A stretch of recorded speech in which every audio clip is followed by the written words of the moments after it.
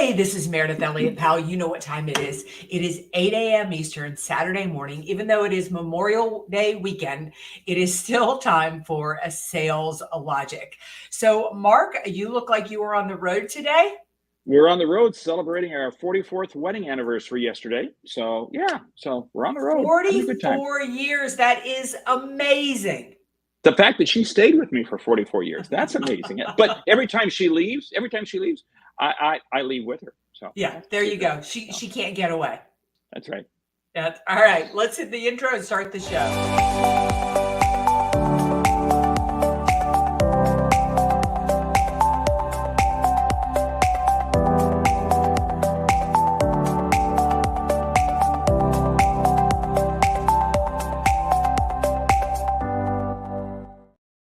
All right. I don't know about you, Mark, but it is my favorite time of the week. I love doing this podcast. I love our audience. And because we love our audience, we love you to get involved. We always start the show off with a question from you because the focus is helping you be better at sales. We cover a hot topic, recommend a book, and because we want you to leave with return on investment, you have given us something so precious, and that is your time. We do a lightning round. So, Mark, what is up for today? Well, what's on tap for today? We're going to be talking about top sales momentum. Hey, how do we find it? How do we build it? How do we drive it? The question comes in from Spotify. Frederico asks, hey, I'm in insurance sales and I'm doing very well. My worry is that I might slip and become an average performer again. How do I maintain my momentum as I want to achieve more? Hey, you know what? I threw that question into the sales logic brain, and it came back with a number of things that we talk about quite a bit. It's about, hey, how do you maintain that positive mindset? It's about focus on listening, about having accountability partners. Boy, does that scream loud for being part of the sales logic mastermind? Sure does. And it really talks about, hey, affirmations and continuous learning, because again, you don't stay on the top of the mountain unless you continuously improve. So a lot of things in the sales logic brain, but I know you've got some more. So, hey, jump in. Yeah, I love, Frederico, that you're asking this question. There you are. You're in insurance sales. You're doing really, really well, and you want to keep the momentum. There's a couple of things. We're going to talk about the things that you need to do to keep yourself focused and keep momentum high. The other thing, though, is I want you to understand, and I think it is important that slipping isn't necessarily a negative. And what I mean by that is the fact that I use the opportunity to learn from my business a lot. Like I was just turning my numbers into my team because we go over my numbers every month. I made 106 calls this month. I wrote 8 proposals and I barely closed 4. Now, that feels like a lack of momentum to me. That feels like I'm slipping, like something's wrong in what I'm doing. It needs fixed. And so I was just putting together my team meeting. What I want to talk about is what do we need to do to shake up my sales strategy? What do we need to do to throw a little different mud at the wall? Because I feel like that was a lot of effort for not much return. And this is like the second month in a row that I'm kind of feeling it. So what I want you to understand is we discuss momentum. Like your numbers always tell a story of you. If you're consistent with behaviors, when you start to slip, it's a message to start to do something new. Okay, now this is so key because it's looking at the metrics. And for you, you said the number of calls you made versus the number of proposals you made. And you got to look at your metrics and say, where is the shift happening? So when you decline, like you said, it's not necessarily a negative. It's how do you examine it to get to the top? So it may be something that there's a little bit of a tweak in how the sales calls are made. But what I love about what you said is you have metrics. This is the biggest difference between, I think, average people and top people who have momentum. They know what their metrics are and they stick with it. They do it. So here's the question for you. Did you find something that shifted a little bit in those 106 calls that you made versus the 8 proposals? I mean, what would you expect that number to be? Really what I would expect it to be is I'm not getting much inbound. Everything I'm doing is outbound, and I've got to switch something up what I was doing before, everything that I've been doing has been creating a lot of inbound leads. Now, all of a sudden, I'm not getting inbound leads. Now, I could double down and do more of what I'm doing, but something tells me the marketplace shifted. When I speak from the stage, I talk a lot about the fact that there's more happening outside of your business than inside your business that can impact your ability to be successful. You don't control it. You don't control it. You need to listen to it. And that to me is the important thing. But Frederico, one thing that I want to talk to you about as far as keeping momentum, because I think this is so important. Are you mission driven? Are you selling a product or are you mission driven? If you want to stay at the top of your game, you have to be mission driven. My whole passion with helping people thrive in uncertainty is I always tell people I live in the South. And living in the South, you see the little people on a soapbox on Sunday morning preaching in their downtown community, trying to save souls. I feel like I am that person. I am trying to save people from believing uncertainty is a negative. And when you are mission driven, your drive is very different than trying to hit a sales goal. So I would say that's number one. I love that, because what it is it becomes subconscious activity. This is not activity that you have to consciously think about. This is the key thing. When you have momentum, you are doing things subconsciously. And that's huge. That's absolutely critical. I want to pick up on what you said in terms of the mission driven. This is so key, because again, if all you're doing is doing the activity, but you don't have a goal in mind, and the goal in mind is that you want to change people. The goal in mind is that you have a mission and a message that you want to get out there.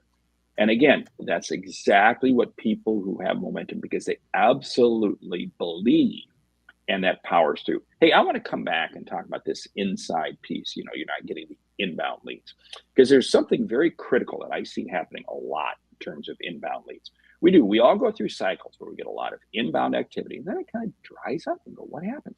Because the market does change. What does it mean? I don't necessarily think it's a market change. Our circle of impact has changed, or we've kind of run the gamut of that circle. So you got to be continuously looking at how do you stay in your market. In other words, you're still going after people who you know you can help, who you know you can missionally impact, but they're different people. And that's something that we always have to be continuously reframing on a regular basis. Yeah, I love this. Thomas, congratulations on 5 years, and we'll see you here on the show when you catch up to Mark at 44. This kind of goes, Mark, what you're talking about, in line with what Dave Sanderson is saying. You look at the gain, not the gap. When momentum shifts, what I found is that I need to make sure I have multiple legs at work. Learned that in 1994 when he first discovered J. Abraham. Absolutely, having different legs of the stool. But here's in kind of what Thomas is talking about, remembering the why. I mean, that's what I mean by being mission driven. My calendar is full. I don't need any more business this year. I'm fine, but I'm still selling, because I'm not selling a product. I am trying to help people transform their lives and their businesses. And that is where momentum comes from. I mean, think about like how motivated you are to help a family member, or how motivated you are when you're, feeding the homeless or doing something. It's because you are purpose driven. Sales still needs to be purpose driven. Then it's absolutely spot on. This comes back to know your why, because when you know your why, it's amazing how things become subconscious. It just becomes part. And again, when it's part of your subconscious, it's amazing how you do it with less stress, with less effort, because you're absolutely dialed in. Here's a key piece that people have to remember. It's not the result that you get, it's the activity that you get. You say, hold on, wait a minute. Does that run counter to Mayor's? Hey, here's the whole thing. You can't always make the change in people you want, but you can plant the seed. You can plant the seed. And again, that's what top momentum people never step away from, because they realize not everything is going to go perfect, but you keep moving, you keep moving, you keep moving. And Frederico You're in insurance. I bet you see that all the time because you quote rates, you quote premiums, and somebody comes along with a little better premium and they go for just the premium versus really what's the merits of the policy. So I understand where you're coming from, Frederick, but you got to stay in the game and keep that activity going. Yeah. And Hugh, you captured it so beautifully. Sometimes we have to slow down. And that was kind of the point that I was making at the beginning of the podcast is that take the time to take a breath. Don't expect, think of it as a hiking analogy. You hike to the top of a peak, but if you want to get to the next peak, you have to go down in the valley to go back up. So don't be afraid of going backwards a little bit, as long as you're still driven by the mission, and driven by that. I also think, Frederico, it is really, really critical. If you want to stay and keep momentum, protect who you surround yourself with. I mean, protect it so much. Sales is the land of excuses. It's the economy. It's marketing isn't doing their job. The company changed our goals. Interest rates are too high, and people just aren't buying right now. It is the land of excuses, and you have to get yourself around the people who don't buy into that. There's so much of what you said there in that whole mountaintop valley. This is the key thing about staying focused on the long term. You have to play the long game. People get into trouble and they lose momentum when you start playing the short game. Now, the short game is important because every day you got to do your activity. That's what I call consistent discipline. The CD of sales is consistent discipline. In fact, you think about that. That really applies to everything in life. But what does that do? That allows you to remain absolutely focused on the long play. And I love what Natalie, member of our Sales Logic Mastermind, says: aligning your mission to serving first, and inbound opportunities flow in. Yes, inbound opportunities flow in. But what I'll add to that, you can't live on just inbound, as Mayor said right up at the top of the show. Here's the key thing. You also can't sit there and say, well, if marketing does this, then I can do this. If then is not a game that people who are motivated play, because they own it, they accept it, and they realize, hey, there's going to be things outside of their control, so they don't deal with it. They don't sweat it. They focus on what they can control, and they own it. Hey, I love what Andy's saying. Momentum is built not on how much you sell, it's how much you have. Wow. It's how much left you have to sell to hit budget. Measure down, not up. Ooh, I like that perspective. Yeah, that's really an interesting. Yeah. And interesting, and you really, really an interesting perspective. I think another thing to keep momentum too is I do this every once in a while, and I wish I had done it more early in my career. But reflect on what you have accomplished. How many more people you're reaching, how many more people you're helping, the testimonials that you've gotten. Do the things to feed your energy to move forward, because sales is a funny business. I mean, Mark said it really well. You can be working your tail off and just nothing is moving. And it's not your fault. I mean, the marketplace is in as we head into election in November, just get ready.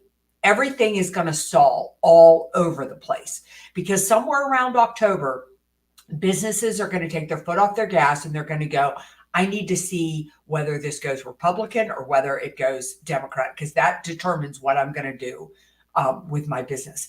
And even if they're wrong, even if it has nothing to do with it, it doesn't matter. You can't move them, but you need to keep doing the behaviors and need to keep moving yourself through it, because all of a sudden it'll click.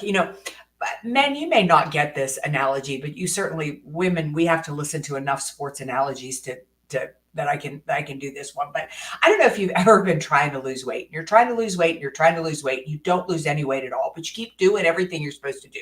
You exercise, you eat right, you drink water, you do. And then one day you get up and it felt like yesterday your jeans didn't fit and today they're hanging off of you. Like all of a sudden everything worked. That is exactly how sales works. And you have to keep that momentum and keep going through it and keep those little things there. Man, you're trying to throw men under the bus with that analogy. No, But you well, know what? I just didn't know Yeah. if they, I don't know if they stressed out as much about it. That's probably so sexist. Please don't send Well, me no, mail no, about it. I totally agree with it because I'm on this mission to run 1,000 miles this year, and I find the same thing. I'll run and run and run, and it's like my times aren't getting any better, and then all of a sudden, boom, they are. This is the whole thing about staying in the game, and this is the whole thing when we talk about momentum. This is so critical.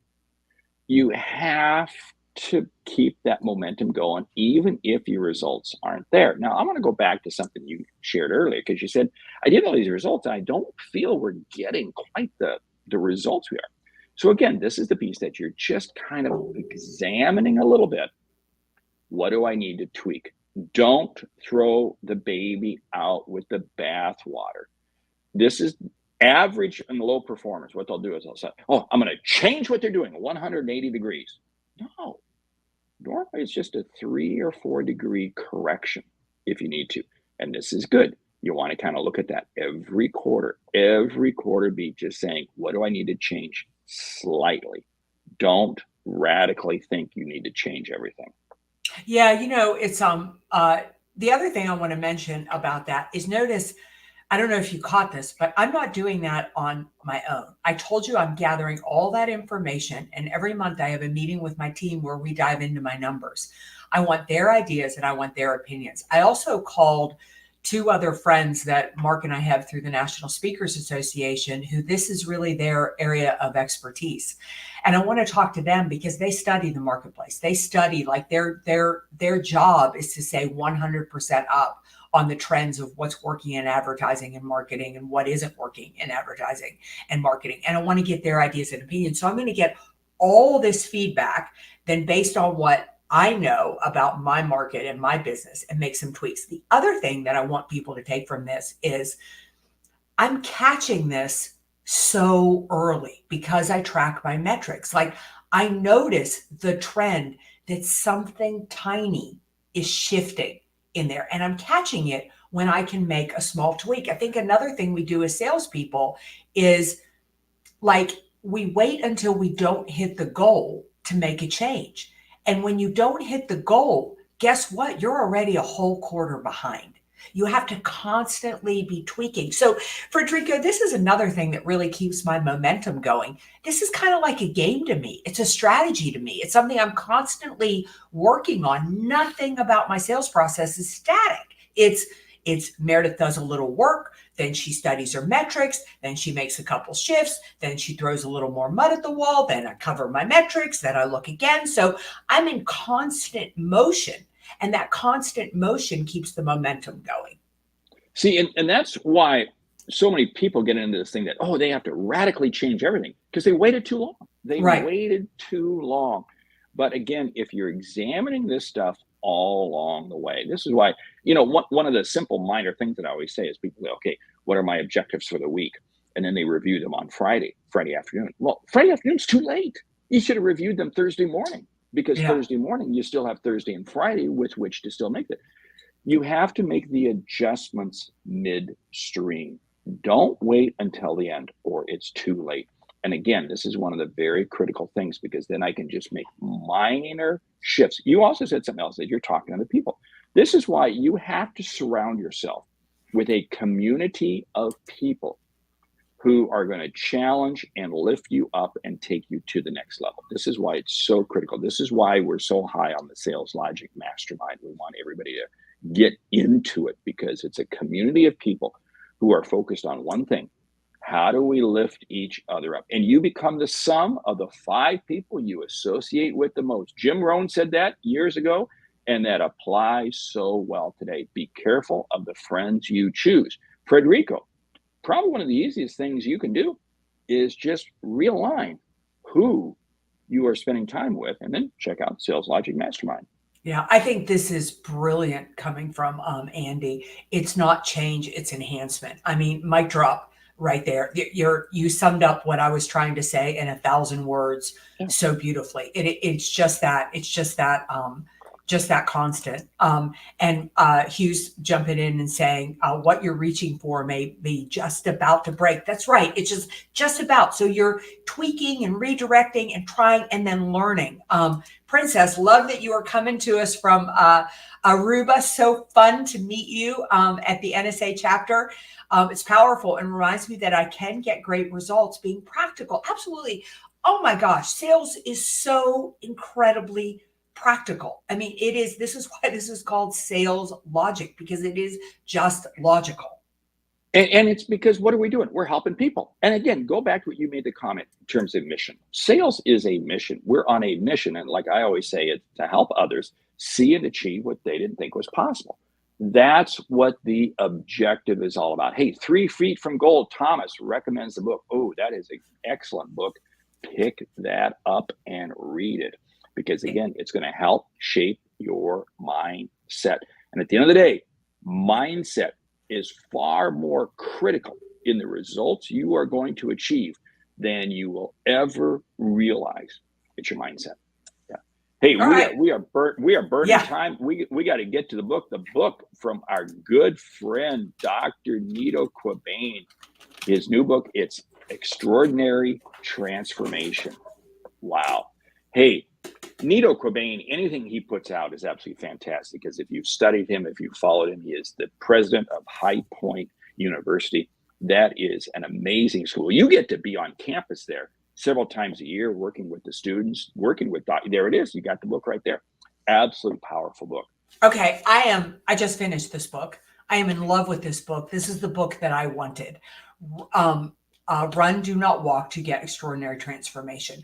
What this book is about is the transformation of how Nito took over High Point University, which is in a little nothing town in North Carolina, and transformed it into a university that is premier. So every year, Nito gives me about 12 High Point University hats. And my husband wears High Point University ball caps like they're going out of style.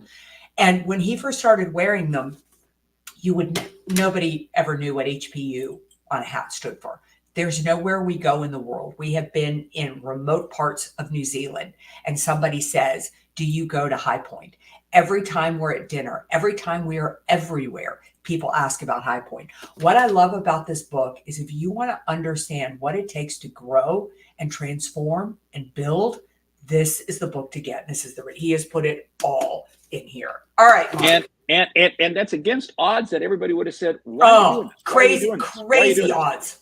I mean, it's an amazing story. If you get time to spend, I've been on the campus. It's absolutely amazing. So anyway, great book. Pick it up. Okay, are you ready for the lightning round? Let's do it. Lightning round. Top 10 strategies to prepare for third quarter. Go. Yeah. Number 1, reflect on first and second quarter. Take your time now to really start looking at what worked and what didn't work. 2, look at those metrics and say, how do those metrics line up, and where are the little adjustments you need to make in them? Yeah. Number 3, I would say build a strong prospect list for third quarter. Start to get really, really focused. 4, go back and look at the outcomes you're creating. Have they shifted? Have they changed just a little bit? And I'm going to add one more in there. What the heck? Why not? Look at the outcomes that your customers need to achieve. How best can you help them do those? All right. So that puts us at number 6. I would say go back to fourth quarter of last year, as well as first and second quarter of this year, and pull out those customers that got stuck in your pipeline. The ones that maybe you haven't touched base with, that you, as you move into the into this end of the year, probably need one more touch. Number 7, then, hey, what's the strength? What's the strongest piece of your business? And say, how do I capitalize on it? How do I take that to the next level? Number 8, what is going to change in third quarter? As I said, we're heading into an election year. Inflation seems to be going off the chart. People were expecting interest rates to drop. Now it looks like they're not going to drop. How are those external factors going to impact your customers, and how can you help? What are you learning? What's the new piece of information that you can bring to your customers, the new insights, the new knowledge? How can you share that and get out and do it? Yeah. And I was saying, number 10, make sure that you're going into third and fourth quarter with a very defined strategy and plan. How many calls are you going to make? How many deals are you going to close? How much follow up are you going to put in there? Because time is going to be very, very short. It's going to start to fly as soon as we hit July. So go in a very defined plan. Without a doubt. Hey, with that, we want to say thank you for listening to Sales Logic. If you like what you hear, subscribe, rate, and review the show on your favorite podcast app. If something we've said has earned you a single dollar, hey, would you consider telling a friend about our show? Because it's how we grow when we help you grow. And hey, make sure you check out Sales Logic Mastermind. I'm Mark Hunter. And I'm Meridith Elliott Powell. Remember, when you sell with confidence and integrity, all of this uncertainty suddenly becomes your competitive advantage. And the sale becomes logical. You were an awesome audience today. I love salespeople, all dedicated on a holiday weekend. Mark and I will see you right back here next week with another episode of Sales Logic. Please go to saleslogicpodcast.com, enter your questions there, check out the mastermind, or just write us a review. We would love to have it. We'll see you right back here next week. Have an awesome and a safe weekend.